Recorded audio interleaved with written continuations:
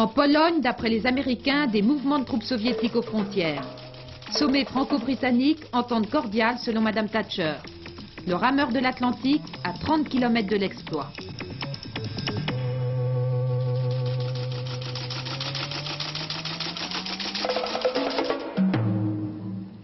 Mesdames, Messieurs, bonsoir. L'inspecteur Durand exclut de la police. Le ministre de l'Intérieur, Christian Bonnet, a donc choisi de rejeter un homme de 24 ans dont le nom était apparu dans l'enquête de la police italienne sur l'attentat à la gare de Bologne sans plus de précision. Paul Durand appartenait à la FAN, cette fédération d'action nationaliste européenne, dissoute au début du mois par le Conseil des ministres. Et aujourd'hui, précisément, la justice jugeait son chef, Mark Fredriksson, poursuivi pour ses écrits racistes dans le mensuel du mouvement Notre Europe. Un procès qui a été l'occasion de bagarres entre militants d'extrême droite et des groupes de jeunes Israélites. L'occasion aussi d'entendre à nouveau de la bouche même de Mark Fredriksson des propos qui ont choqué, par exemple celui-ci. « Non, je ne crois pas à l'Holocauste des Juifs, ils ont inventé cette histoire après la guerre. » Paul Lefebvre. Les heurts, vous allez le voir, se sont produits en deux endroits. D'abord à l'intérieur même du palais, au moment de l'arrivée de Mark Fredriksson, le leader de la FAN était entouré d'une trentaine de jeunes gens qui ont fait le salut hitlérien. Et alors des bagarres les ont opposés à un groupe de jeunes israélites. Deuxième phase de bagarre à l'extérieur du palais, vous voyez quelques images. Là, les jeunes israélites ont été rejoints par des militants d'extrême gauche. Pour l'instant, la situation est relativement calme, mais des groupes de jeunes gens attendent la sortie de Mark Fredriksson. L'audience continue. Alors cet homme de 44 ans, employé de banque, taille moyenne, roux, le visage curieusement figé, a fondé la FAN en 1966, la Fédération d'Action Nationaliste Européenne. Il a d'abord été royaliste, puis Algérie française, puis membre de deux organisations d'extrême droite, toutes les deux dissoutes, Jeunes Nations et Occident. La FAN, environ 300 membres, pour autant qu'on puisse le savoir, a un journal, Notre Europe, vous venez de le dire, voici l'exemplaire d'avril 80, la FAN, une certaine idée de la France. Deuxième exemplaire, par exemple, celui d'octobre 79, impérialisme américain, sionisme, même pourriture.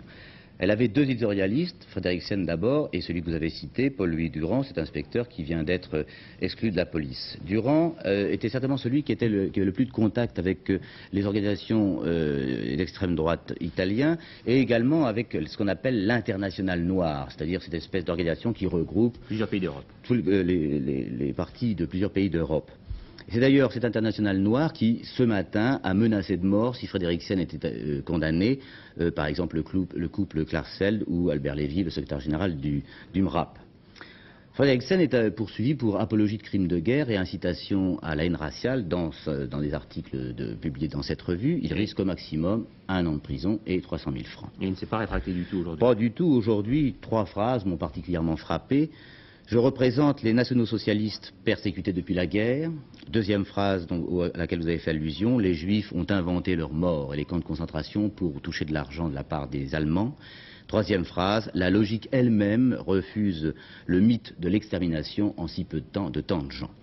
Alors Mark Fredriksson n'a pas du tout le talent d'orateur de l'homme auquel il se réfère souvent, c'est-à-dire Adolf Hitler. Mais je vous avoue que j'ai rarement passé une après-midi aussi glaciale malgré l'orage.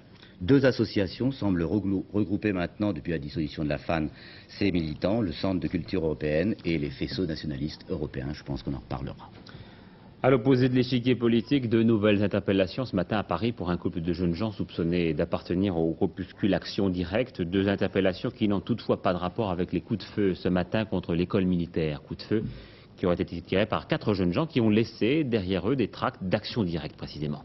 Des rafales de mitraillettes ce matin à 8h moins le quart, 18 impacts sur la façade, mais à hauteur d'homme, plus qu'à hauteur d'homme, pardon, pas de blessés. Edmond Maire a gagné son procès contre le Parti communiste à Belfort. Le secrétaire de cette fédération du PC avait accusé la CFDT d'avoir pacifié l'Algérie au lance-flammes. Il a été condamné à 1500 francs d'amende. Valéry Giscard d'Estaing baisse dans le sondage mensuel de François, 3 points de moins, 41% de satisfaits contre 42% de mécontents. C'est la première fois depuis 1 an que les mécontents sont supérieurs aux satisfaits. Vous auriez dû voir la mention sondage IFOP François réalisé, vous le voyez, début septembre. Raymond Barre, lui, gagne 1 point.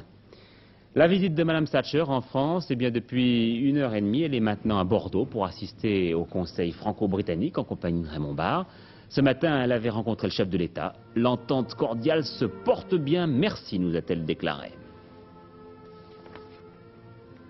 Un entretien à Gérard Sebag. Nous avons eu une journée très intéressante et très fructueuse. Je pense que les relations avec la France vont redevenir normales. Normales et cordiales. Nous attendions cela avec un grand espoir. Plus particulièrement dans ce siècle. Nous avons tant de choses en commun. Nous sommes deux grandes puissances et nous avons une compréhension particulière des problèmes mondiaux en raison de notre histoire commune. Nous sommes des puissances nucléaires et pour cela nous voulons défendre les valeurs auxquelles nous croyons. Nous étions très proches, nous le sommes toujours. L'accord que nous avons établi en Europe sera poursuivi et notre entente sera de plus en plus grande sur des choses comme la Namibie, sur la conférence de Madrid et sur d'autres problèmes communs où encore nous n'étions pas d'accord.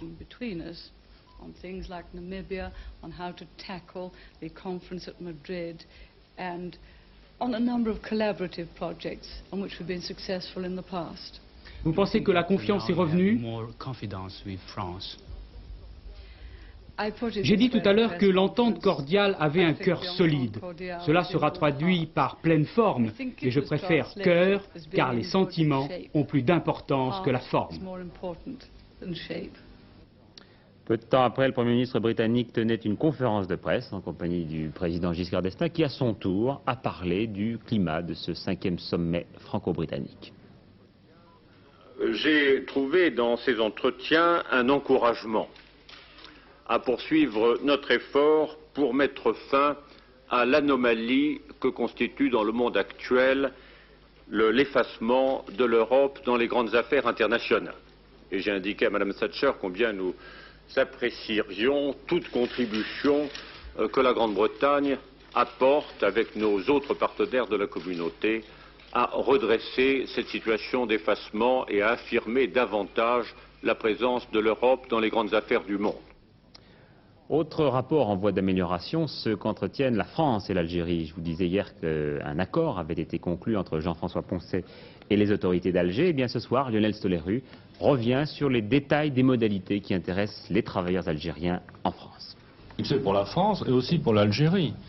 Quand j'avais dit qu'à cause du chômage, il est souhaitable que des travailleurs étrangers quittent la France, on avait compris cela en termes d'agression, comme si le retour était forcément quelque chose d'agressif vis-à-vis des pays. Nous venons de montrer l'inverse par un accord signé par les deux pays, qui est un accord unique au monde de coopération-retour, qui répond à toutes les préoccupations des instances internationales, des églises et de tous ceux qui raisonnent en termes de droits de l'homme, de respect des traditions de la France et de dimension humaine du problème. Alors pourquoi est-ce que nous allons avoir plus de succès? Eh bien parce que si vous prenez le cas de la famille Ben Abdallah qui habite en France, jusqu'à présent nous ne lui offrions qu'une aide franco-française, c'est-à-dire tant d'argent pour quitter la France, puis elle ne savait pas ce qui se passe lorsqu'elle rentre. Maintenant, les deux gouvernements la prennent par la main, depuis sa décision de départ en France, jusqu'à ce son arrivée à Blida, à Constantine ou à Oran, par des aides tout au long, soit des aides financières, soit des aides formation, soit des aides pour créer de petites entreprises artisanales. Elle se sent donc aidée et encouragée à la fois par son pays et par le pays comme la France où elle travaille. Alors le problème de l'immigration clandestine, parce qu'on peut dire, bon, ces gens vont recevoir une certaine aide et puis qui les empêcherait de revenir 1 an après ou 2 ans après. Oui, non, non, c'est pas possible. C'est pas possible parce que une fois, avant de quitter la France, la famille restitue ses papiers, son titre de séjour et son titre de travail. Et par conséquent, elle peut revenir par la suite en touriste ou en clandestin ou sous un faux nom ou n'importe quelle manière. Elle n'aura plus jamais de titre de séjour et de travail puisque nous n'en délivrons plus du tout. Donc il n'y a aucun danger que les aides soient encaissées en traversant la Méditerranée et qu'on retrouve les mêmes avec des cartes de travail après. Est-ce que vous allez être plus sévère à l'égard de l'immigration? Oui, je dois dire que nous sommes déjà très sévères, nous allons l'être encore plus, et dans le monde entier, nous avons décidé de rétablir les visas à l'entrée, de façon à ce qu'il n'y ait plus de faux touristes, et qu'avant de partir, celui qui souhaite venir en France ait à demander un visa. Nous venons de le faire dans certains pays d'Asie, nous allons l'étendre progressivement à la plupart des pays pour limiter les clandestins. Nous ne pouvons pas en ce moment supporter la présence de clandestins en France. Turquie, première condamnation à mort sous le nouveau régime, celle d'un militant d'extrême gauche. Paraguay, l'un des assassins présumés du général Somoza, aurait été tué par la police. Et puis Iran, les États-Unis ne présenteront jamais d'excuses à Téhéran, a dit la nuit dernière Jimmy Carter. Pologne, enfin, toujours c'est raté dans la machine. Le mouvement de grève n'a toujours pas été cassé par la conclusion des accords de Gdansk. Des accords dont l'application est entravée par les autorités, disait hier Lech Walesa. Alors Jean Fredo, vous revenez précisément d'un voyage avec les évêques allemands en Pologne. Comment ça se passe là-bas? L'atmosphère est actuellement, je dirais, dans une situation d'attente. C'est comme s'il y avait deux Polognes. Une première Pologne qui est une Pologne qui fait l'apprentissage de cette démocratie qui implique la reconnaissance des nouveaux syndicats, d'une nouvelle discussion un peu partout dans les entreprises, d'un nouvel espoir. Et d'un autre côté, la Pologne, je dirais, plus officielle, où il y a à la fois une volonté de définir un nouveau cours, une nouvelle politique, et en même temps un souci d'opérer un certain nombre de purges, de liquider tous ceux qui seront un peu responsables de la politique précédente. Mais vous avez l'impression que le gouvernement cherche à reprendre d'une main ce qu'il a donné de l'autre, comme le dit un petit peu Lech Walesa? Je pense que les propos de Lech Walesa ont été un peu amplifiés. Moi, j'en ai entendu d'autres. Je dirais simplement que, à l'heure actuelle, les ouvriers polonais sont très vigilants. Et qu'en particulier, il y a des endroits où la volonté des travailleurs est effectivement entravée par, vous savez, cette strate moyenne des cadres moyens du parti ou des directeurs d'entreprise qui, d'une certaine manière, craignent un peu pour leur place et se demandent ce qui va leur arriver. Et qui ont tendance à dire aux futurs syndicalistes, prouvez-nous d'abord votre crédibilité vous-même et après on verra comment discuter. Alors il y a cette dépêche qui nous a alarmés il y a 20 minutes, qui vient de Washington. Le département d'État dit qu'il a repéré, avec ses satellites bien sûr, des mouvements de troupes en Pologne, aussi bien à l'est qu'à l'ouest des frontières de la Pologne. Alors qu'est-ce que vous en pensez? Oui, je dirais, là, comme ça, brut de brut, puisque nous venons de recevoir cette dépêche, 3 hypothèses. Première hypothèse, ceci est vrai. Auquel cas, cela peut être une forme d'intoxication, d'intimidation aussi de la part des Américains, puisque la source est quand même américaine, qui sont dans une période électorale et que malgré tout, ça peut servir les intérêts de M. Carter. Deuxième hypothèse, ceci est vrai, mais cela veut servir de moyen de pression, d'intimidation de la part des Allemands de l'Est ou des Russes sur le développement de ce qui se passe en Pologne. Et si ça c'est vrai, je crois que c'est un drame qui se prépare. Mais c'est pas tellement dans la manière soviétique de non, ne pas annoncer un petit peu à l'avance. Ce n'est pas dans la manière soviétique, c'est pour ça que je regarde avec circonspection, parce que en général, il y a toute une campagne qui est développée auparavant. Dans ce cas-là, reste la troisième hypothèse, que ceci n'est pas vrai. En tout cas, il y a les forces de l'OTAN qui sont massées, vous le savez, donc en Allemagne de l'Ouest. Il y a la même chose pour les forces du pacte de Varsovie en Allemagne de l'Est. Donc il est possible que ce ne soit que ces forces. Enfin, on verra bien. Belgique, le gouvernement a finalement dit oui à l'implantation de missiles de croisière sur son territoire, des missiles de l'OTAN, bien sûr. Eh bien, ce sont d'autres missiles qui ont été touchés ce matin par une explosion dans un silo de Titan II en Arkansas, alors qu'une équipe de l'armée de l'air américaine tentait de colmater une fuite de combustible, une dizaine de blessés au moins, et l'affaire est suffisamment grave pour que les autorités aient décidé d'évacuer la zone de 8 km qui entoure ce silo. Georges Leclerc. Ces blessés, ce sont des ouvriers et des techniciens qui travaillaient sur le silo. L'un d'eux, tôt ce matin, lâche une lourde clé à douille pesant 1,5 kg. Celle-ci tombe de plus de 20 mètres de haut et perce un réservoir de carburant. Peu après, une équipe de surveillance constate une fuite, donne l'alerte, mais très vite, c'est l'incendie, puis l'explosion. L'ordre d'évacuation est lancé, moins à cause des bombes atomiques protégées contre ce genre d'accident, nous dit le Pentagone, mais plutôt à cause des vapeurs toxiques dues au carburant du missile. Déjà, 2 accidents de ce genre se sont produits dans le passé, vous en voyez un ici, une fuite en 78 avec quelques blessés et surtout une explosion en 65 qui fut 53 morts. Là aussi, c'était la chute d'un outil, un chalumeau qui provoqua la catastrophe. Les missiles Titan II sont des fusées de conception assez anciennes. Les moteurs sont alimentés par des carburants liquides qu'il faut surveiller en permanence. Les missiles modernes, comme les Minuteman américains ou les SSBS français du plateau d'Albion, sont à poudre et ne présentent pas cet inconvénient. L'affaire du veau aux hormones, alors que les organisations agricoles dénoncent la campagne de boycott et, je cite, ce coup de poignard dans le dos, le marché aux bestiaux de Fougères a enregistré aujourd'hui 2 fois moins de ventes que d'habitude et une chute des cours de l'ordre de 100 à 300 francs par tête. C'était la même chose hier à Château-Gontier, le plus important marché d'Europe. Les abattoirs de l'Ouest sont en chômage technique, même chose à Brive. Les écologistes du MEP proposent un label de production, le communiste Lajoigny y est opposé. C'est plus d'1 millier de chirurgiens dentistes qui se sont réunis cette semaine à Paris aux entretiens de Garancières. Certains sujets avaient un rapport très direct avec l'actualité. Par exemple, le problème des alliages non précieux. Les prothèses dentaires coûtent cher et elles sont très mal remboursées.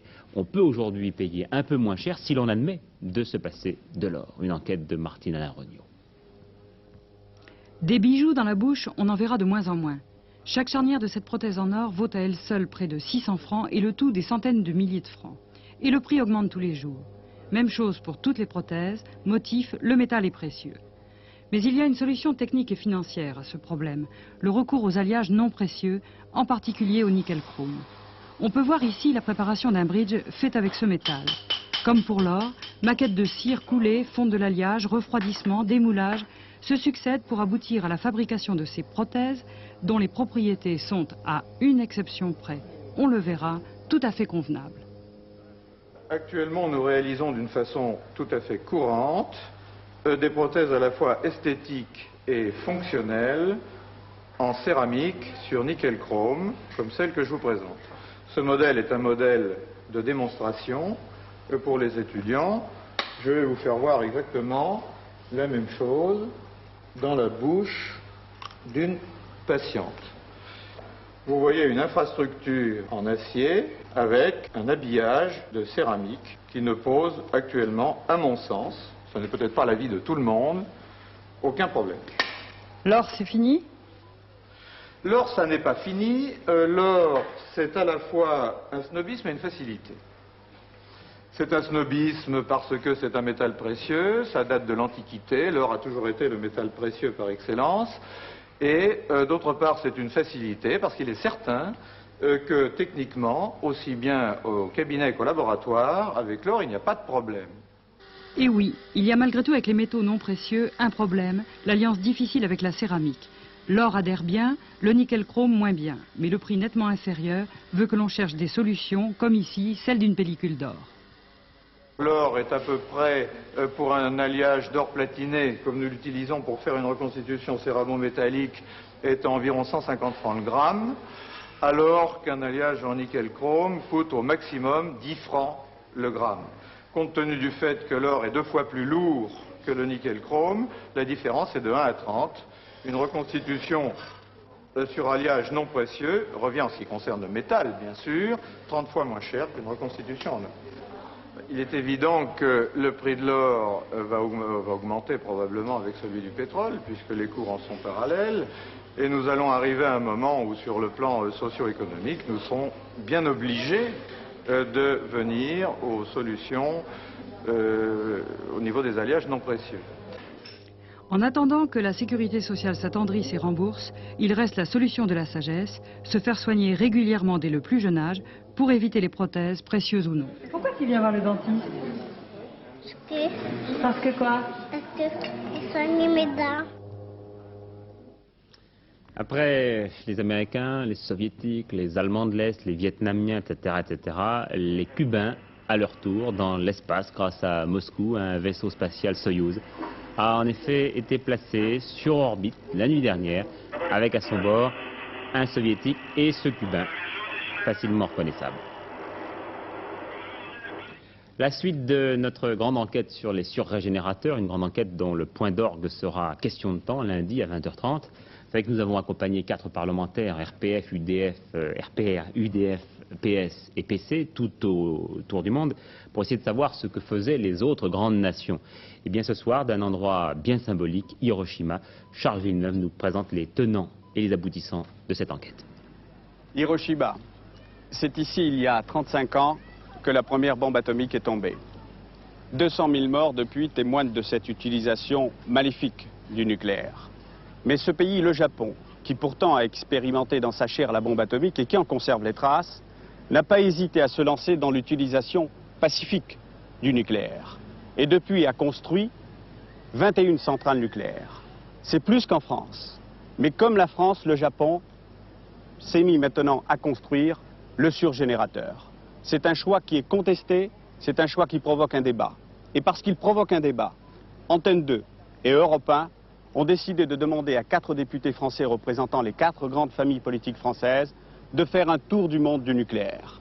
À l'issue de ce tour du monde en 18 jours, rendez-vous donc sur Antenne 2 et sur Europe 1 du 22 septembre prochain au 29 septembre. L'affaire Delpech, c'est-à-dire cet écrivain arrêté en mai dernier alors qu'il sortait de l'ambassade de Libye, est toujours détenu. Une mise au point du parquet de la Cour de sûreté de l'État que voici, selon le procureur général, M. Delpech sollicitait de ses interlocuteurs étrangers leur appui financier, notamment afin de mettre en œuvre un plan d'action de nature à compromettre la politique extérieure de la France en recourant par exemple à cette pratique de la désinformation. Et je vous rappelle qu'au début de la semaine, nous avions fait état de la protestation des avocats de M. Delpech qui estimaient qu'il était en quelque sorte embastillé et qui se demandaient en conséquence si la détention de leurs clients n'avait pas un rapport avec l'affaire des diamants. L'Express publie demain le fac-similé d'une authentification par Bokassa de son coup de téléphone au Canard enchaîné. Bokassa déposé il y a 1 an tout juste, c'était le 20 septembre dernier. Des nouvelles maintenant de notre rameur Gérard Daboville, cher à notre cœur. On peut considérer qu'il a réalisé son exploit, il a franchi le méridien d'Ouessant, il est à 30 km de l'île et la marine va sans doute le remorquer tout à fait à la fin. Il arrivera donc demain matin et vous pourrez vivre son arrivée dans nos programmes. À l'heure du déjeuner, il sera notre invité. François Cornet l'attend déjà là-bas. C'est ici à Brest que Gérard Daboville devrait en principe accoster demain après ses 5200 km à la rame dans l'Atlantique de Newport à Brest. Il accostera ici si bien sûr les vents lui sont favorables. Pour l'instant, le navigateur solitaire se trouve toujours au nord-ouest d'Ouessant, à 33 km de l'île. Il n'a guère progressé depuis 24 heures, mais il ne dérive plus vers les côtes anglaises. Son ancre flottante, sorte de parachute immergé entre deux eaux, freine sa dérive et en s'aidant de ses rames, Gérard Daboville grignote heure par heure quelques milles marins. Ce sont certainement ces dernières heures qui sont pour lui les plus laborieuses. Il a passé une mauvaise nuit, d'une part pour lutter contre les vents contraires, d'autre part pour veiller dans ce rail d'Ouessant, très fréquenté par les cargos et les pétroliers. Un bâtiment de la Marine nationale, l'Élan, a appareillé ce matin de Brest pour rejoindre le petit canot et l'escorter dans le rail d'Ouessant. Demain, la rédaction d'Antenne 2 Midi sera présente ici à Brest pour accueillir le navigateur solitaire et fêter avec lui son exploit. Nous avons invité pour cette Antenne 2 Midi sa femme, son ami Eugène Riguidel, vainqueur de la Transat, son médecin qui l'a suivi par radio durant toute cette progression dans l'Atlantique, le constructeur du canot et le préfet maritime de Brest, l'amiral de Casanova. Autre exploit, mais celui-là fait l'objet d'une polémique, c'est celui d'Arnaud Dronet qui vient d'arriver à Paris. Il a été accueilli dans le salon d'honneur, habituellement réservé aux chefs d'État et membres de gouvernements étrangers. Mais il n'a pas voulu engager le dialogue avec ses contradicteurs venus spécialement de Marseille pour lui poser quelques questions. Écoutez ça. Écoutez, je leur répondrai sur un plateau ou sur... Je les comprends, ce sont des types qui ont besoin de publicité. Ce sont des types qui ont été mal informés. Je vous assure que si je mets une planche à leur disposition, que je leur explique ma technique, ils y arriveront. Mais ils sont là, justement. Je vous présente Jean-Marie Faucheux et Jean-Marie Fabre qui sont là. Je suis très content de vous voir, je vous avais jamais vu.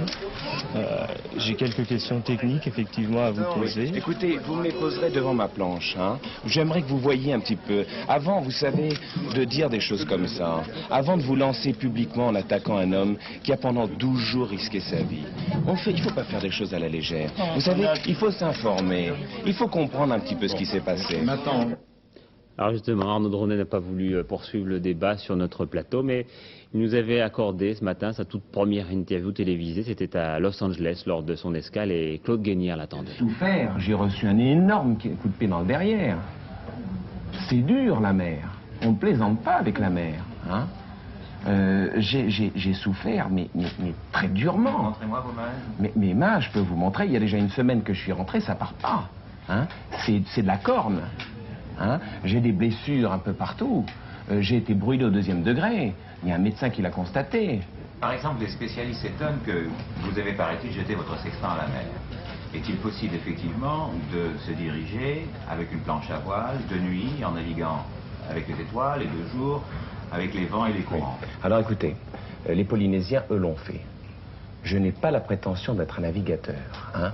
La personne que je souhaite le mieux rencontrer probablement en France, c'est Éric Tabarly, parce que j'aimerais qu'il m'apprenne à naviguer. Par contre, ce que je connais, c'est la nature. Ce que je connais, c'est la mer. Ce que je sais, c'est que j'ai lu 27 livres sur les techniques des Polynésiens. Hein. Et que lorsque j'étais sur ma planche et que j'ai essayé de faire le point, c'était impossible. Alors qu'est-ce que je l'ai fait? Je l'ai balancé à l'eau. Vous avez du vent, là-bas, c'est un métronome. Ça vient à 60 degrés, 90 degrés ou 110 degrés. C'est ce qu'on appelle des alizés. Ça n'existe pas chez nous. Bon. Donc, j'ai une constante de vent, donc il me suffit de faire du sud. Je sais lire un compas. Je sais qu'il y a une dérive de 11 degrés de compas. La nuit, il y a des étoiles. Il y a Cassiopée, Orion, la Croix du Sud. C'est pas difficile de se diriger. En plus, vous avez une houle. Vous avez des courants. Vous avez deux courants. Vous avez un courant qui va vers l'ouest, au sud des Marquises, et un courant qui va vers l'est, dans le canal du Tuamotu. Donc il n'est pas difficile pour moi de voir d'où va le courant. C'est simple. J'ai un cerf-volant, j'ai une ancre flottante, il suffit que je me mette en position stationnaire, je vois où l'eau passe. C'est pas très dur. Bon, je n'ai pas la prétention d'être un navigateur, au contraire. J'estime à un coup de bol extraordinaire mon arrivée sur l'atoll d'Ae. Regardez mes temps. J'ai mis 11 jours pour faire 600 000, 1000 kilomètres. Ma moyenne est minable. J'ai de la chance. Je navigue comme je le peux. J'ai une méthode de navigation, j'ai une méthode révolutionnaire que j'ai mis au point, que j'ai inventée. Une nouvelle méthode de windsurf qui n'a rien à voir avec ce que vous connaissez. Eh bien, je peux vous dire une chose. C'est quand je vais marcher en France, quand je vais fouler la terre de mon pays, et que je vais croiser le regard des Français, hein, si je dois baisser les yeux et qu'il y a un doute qui plane, hein, j'ai un honneur, j'ai un nom. Hein, je n'ai jamais triché dans ma vie. Eh bien, à la fin de la semaine prochaine, hein, je prends mon passeport, hein, je le laisse par terre et je fous le camp de la France. Et je ne veux plus jamais de ma vie remettre les pieds en France. Tennis, demi-finale de la Coupe Davis. L'Italie mène 1-0 devant l'Australie. Panatta a battu McNamee. La voiture du futur, elle est peut-être là, devant vous, derrière moi pour l'instant et devant bientôt, mais vous ne la verrez jamais sur les routes. C'est le produit de l'imagination du bureau de style de Citroën et elle va abondamment, vous le voyez, dans le sens des économies d'énergie. Il y a 25 minutes, l'Opéra de Paris a levé le rideau sur le premier spectacle de la saison, La Femme sans ombre. C'est aussi l'inauguration du mandat de Bernard Lefort, qui occupera le Palais Garnier pendant 7 ans. Georges Bégou vous présente l'œuvre de Richard Strauss et les projets de Bernard Lefort. La femme sans ombre de Richard Strauss, c'est un conte de fées. L'histoire d'une impératrice, fille des esprits, qui pour demeurer sur la terre, où elle aime vivre, doit se procurer une ombre humaine. Elle essaye d'acheter l'ombre d'une pauvre teinturière qui veut sortir de la misère. Mais l'impératrice finira par comprendre que là n'est pas la solution du bonheur.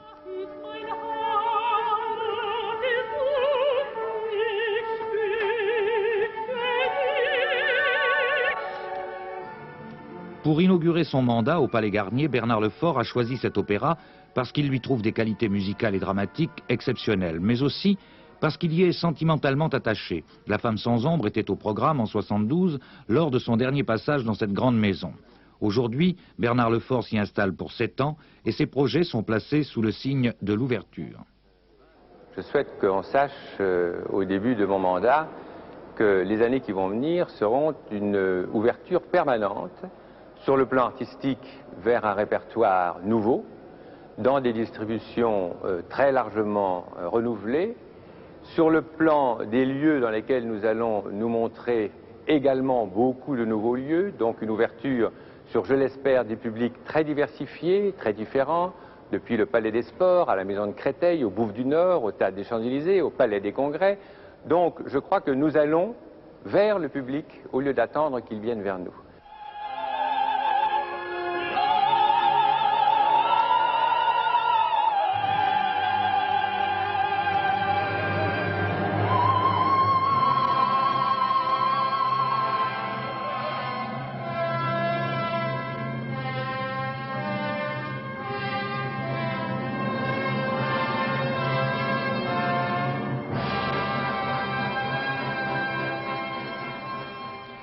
La femme sans ombre de Richard Strauss. Cet après-midi, les températures atteignaient, dépassaient même souvent 25 degrés. Cependant, sur l'ouest et le nord-ouest du pays, elles restaient voisines de 20 degrés. Demain, et bien sur la moitié est de la France, le temps sera lourd, souvent nuageux, avec des orages qui donneront de fortes pluies sur le massif central, les Alpes. Sur la moitié ouest, il fera progressivement plus frais.